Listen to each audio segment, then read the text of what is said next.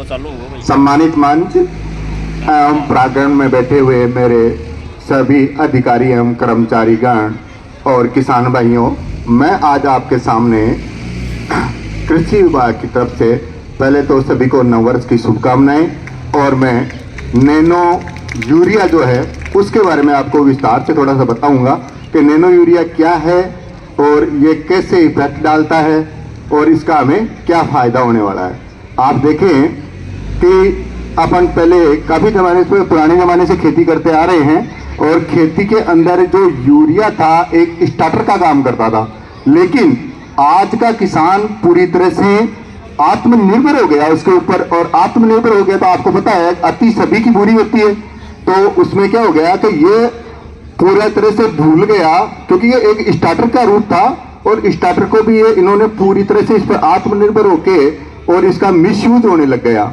अब सरकार पे तो इसका भार बढ़ रहा है, सरकार पे ये यूरिया का बैग पड़ता है 1200 रुपए का और आपको मिल रहा है 265-67 रुपए में, तो जो अतिरिक्त सब्सिडी है वो कंपनियों को, गवर्नमेंट को तो पे करनी पड़ती है और आपको तो। अब आप लोगों ने क्या किया कि इसके पीछे ही पूरी तरह से आप आत्मनिर्भर हो गए।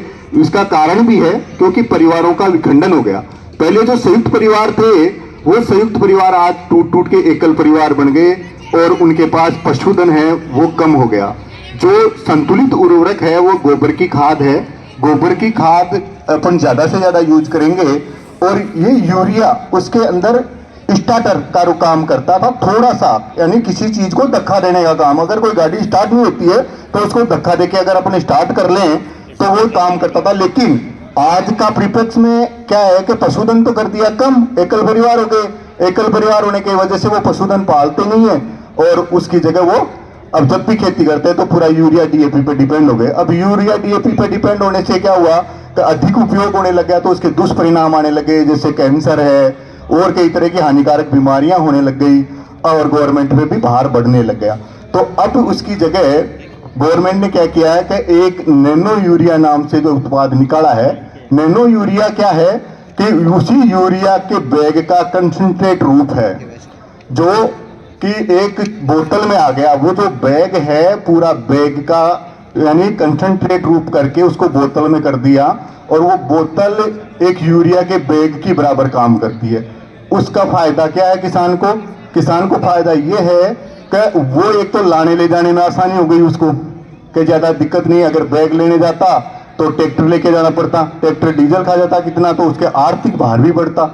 और इसको बोतल को तो ऐसे ही जाके जेब में डाल के ले आएगा, कोई दिक्कत ही नहीं है बोतल लाने में, तो उससे वो आसानी से उसमें काम में ले लेगा।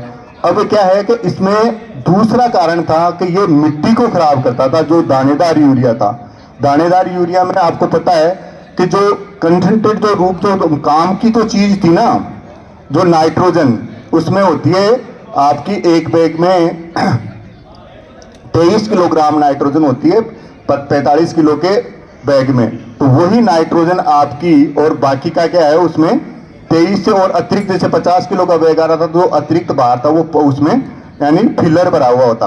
अब वो फिलर क्या कर रहा था कि जमीन में घुल के जमीन को नीचे जमा हो जाता था। नाइट्रोजन पौधों के काम आ जाती थी, बाकी वो पूरा जमीन में जमा हो जाता, जमीन को कठोर कर देता। और धीरे धीरे आप पता है अपन लगातार उसका प्रयोग करते जा रहे थे तो वो जमीन उसमें हार्ड होती जा रही थी और उत्पादन जो है वो गिरता जा रहा था। अब और कई तरह की बीमारियों को भी आमंत्रित कर रहा था। तो इसकी वजह से तो नैनो यूरिया उत्पाद निकाला है, बहुत ही बढ़िया उत्पाद है और ये डायरेक्ट जमीन पे न जाके पत्तियों पे प्रभाव डालता है और सीधा पत्तियों पे रहता है। तो इसको क्या होता है, अगर अपने स्प्रे के माध्यम से इसको देते हैं तो कोई भी चिपकाने वाला पदार्थ जैसे गोंद वगैरह इसमें मिला के और अपन स्प्रे कर देंगे तो ये पत्तियों पे चिपक जाता है, बहुत बढ़िया काम करता है। जमीन पे ये गिरता नहीं है तो जमीन अपनी हार्ड नहीं होती और उसकी उर्वरता वैसी की वैसी बढ़ी हुई रहती है। तो मेरा तो आग्रह यही है कि सबसे ज्यादा नैनो यूरिया का आप प्रयोग करें। और दूसरा फायदा देखो, जो विदेशी कंपनियों को जो अपन जो गवर्नमेंट जो सब्सिडी दे रही थी ना, जो आपको तो 267 रुपए में दे रही थी, बाकी का जो अतिरिक्त पैसा था वो अपन कंपनियों को पे करना पड़ रहा था, तो वो उन कंपनियों को भी पे नहीं करना पड़ेगा, तो सरकार के ऊपर अतिरिक्त भार नहीं आएगा। और ये बोतल वो यहीं अपने यहाँ बढ़ा के और किसान को उपलब्ध करवा देगी, जिससे किसान का भी काम चलता रहेगा और सरकारों पर भी अतिरिक्त प्रभाव नहीं पड़ेगा। तो मेरा तो सबसे बढ़िया आपसे आग्रह यही है कि आप ज़्यादा से ज़्यादा नैनो यूरिया का प्रयोग करें, जिससे कि आप भी खुशहाल हो और अपनी सरकारें भी सही खुशहाल हैं। ये तो था नैनो यूरिया। और अब मैं आपसे बात करना चाहता हूँ पीएम प्रणाम की। पीएम प्रणाम में क्या है, पहला है जैविक खेती। जो जैविक खेती में क्या था कि पहले अपने जो पुराने बुजुर्ग लोग थे वो सिर्फ ऑर्गेनिक खेती करते थे। उनमें क्या था कि ये आपके जो फर्टिलाइजर हैं, यूरिया, डीएपी, है ना, ये कोई काम में नहीं लेते थे और सिर्फ जैविक खादें ही काम में लिया करते थे। तो जैविक खादों में क्या था कि अतिरिक्त जो यानी नाइट्रोजन का विकल्प था, गोबर से मिल जाती थी। अपन गोबर का खाद काम में लेते। हाँ, ये जो गोबर का खाद है ये बहुत ही संतुलित यानी उर्वरक या खाद के रूप में काम करता है। संतुलित मतलब बैलेंस डाइट, इसमें सारी मात्राएं बैलेंस के रूप में रहती है। वो कम होती है लेकिन रहती है पूरी की पूरी मात्राएं। तो अब गवर्नमेंट ने क्या किया कि इसको मात्राओं को थोड़ा सा बढ़ा के देने के लिए यूरिया का और इनका प्रचलन किया था, है ना, कि भाई गोबर भी अपन साथ साथ में यूज करें, सब्स्टिट्यूट के रूप में थोड़ा दक्खा देने के लिए ये यूरिया वगैरह भी अपन डाल सकते हैं। लेकिन पब्लिक ने क्या किया कि इसका मिसयूज करना स्टार्ट कर दिया और ज्यादातर इन्हीं के ऊपर डिपेंड हो गई। तो अब सरकारों पर अतिरिक्त भार आने लग गया। ये समस्या थी इसकी। अब एक तो ये आता है पीएम प्रणाम में जैविक के अंदर ऑर्गेनिक खेती जो पहले पुराने जमाने से अपने करते आ रहे थे। अब दूसरा है इसमें सोयल हेल्थ कार्ड। अब सोयल हेल्थ कार्ड के बारे में तो आप करीब करीब जानते होंगे कि करवाया भी होगा आपने, और नहीं करवाया तो मैं आपको पूरा बता देता हूं कैसे इसमें नमूना वगैरह लेते हैं और क्या करते हैं। देखो, आप अपने खेत के चारों कॉर्नर से यानी ऊपर की 2-4-5 अंगुल मिट्टी हटा के और उस मिट्टी को यानी वी आकार शेप में काट के और वहां से मिट्टी इकट्ठी कर लें। और चारों कॉर्नर से ये ले लिया। ध्यान ये रखें कि किसी पौधों के नीचे से मिट्टी का सैंपल न भरें।